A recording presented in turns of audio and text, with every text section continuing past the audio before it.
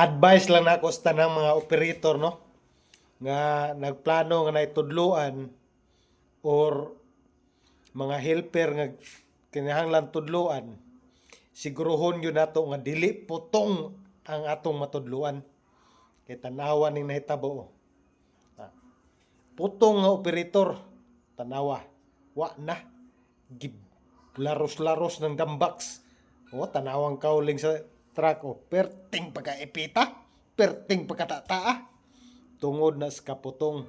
Kaysa ato ang mga operator, di gyud na malikayan ang nay mga sungugan ng mga kauban.